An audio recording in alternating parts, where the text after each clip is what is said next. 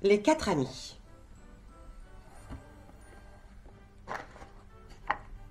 Les 4 amis. Un conte de Fang Yi-kyun. Il a tant neigé la nuit durant qu'un tapis blanc, très blanc, recouvre ce matin les champs. Le petit lapin a faim et il n'a rien à manger, rien de rien. Il va falloir sortir trouver quelque chose. Il ouvre la porte et... Brrr, par quel froid de canard! Jamais je n'ai vu autant de neige. Le petit lapin décide de sortir néanmoins. Il se promène dans la neige craquante et savez-vous ce qu'il trouve?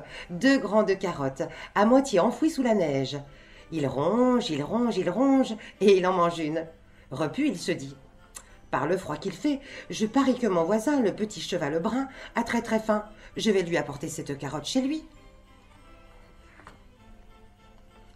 Le petit lapin court tant qu'il peut, afin de se rendre chez son voisin, le petit cheval brun. Toc, toc, toc, il frappe à la porte. Il n'y a personne. Oh, il n'est pas là. Le petit cheval est sorti. Le petit lapin pose la carotte devant sa porte et s'en va. Le petit cheval est sorti chercher quelque chose à manger parmi les champs recouverts de neige. Jamais vous n'imaginerez ce qu'il a trouvé. Un navet, un grand navet violet. Alors, le petit cheval mange le navet et repu, il rentre à la maison. En arrivant, il voit la carotte et s'écrie: une carotte? Qui a bien pu me l'apporter? Oh, c'est sûrement le petit lapin gris. J'ai aperçu ses traces dans la neige. Comme c'est gentil de sa part. Et puis il se dit: par le froid qu'il fait, je parie que la brebis frisée a très très faim. Je vais lui apporter cette carotte chez elle. Je n'en ai pas pour longtemps. Le petit cheval galope tant qu'il peut et se rend chez la brebis frisée. Toc toc toc, il frappe à la porte. Il n'y a personne. Oh, elle n'est pas là. La brebis est sortie. Le petit cheval pose la carotte devant sa porte et s'en va. La brebis, ronde et frisée, est sortie chercher quelque chose à manger. Quelle chance elle a! Écoutez-moi cela. Elle a trouvé un chou, caché sous la neige. Alors, feuille après feuille, la brebis dévore le chou en entier. Et repu, elle rentre à la maison. En arrivant, elle voit la carotte et s'écrie: une carotte? Qui a bien pu me l'apporter? Oh, c'est sûrement le petit cheval brun. J'ai aperçu ses traces dans la neige. Comme c'est gentil de sa part. Et puis elle se dit: par le froid qu'il fait, je parie que le chevreuil a très très faim. Je vais lui apporter cette carotte chez lui. Je n'en ai pas pour longtemps.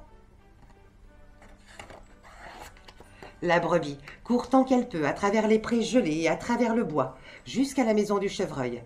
Toc toc toc, elle frappe à la porte. Il n'y a personne. Oh, il n'est pas là. Le chevreuil est sorti. La brebis pose la carotte devant sa porte et s'en va. Le chevreuil est sorti chercher quelque chose à manger et devinez un peu ce qu'il a trouvé. Une touffe d'herbe couverte de givre et aussi des pousses de sapin. Alors il mange jusqu'à assouvir sa faim.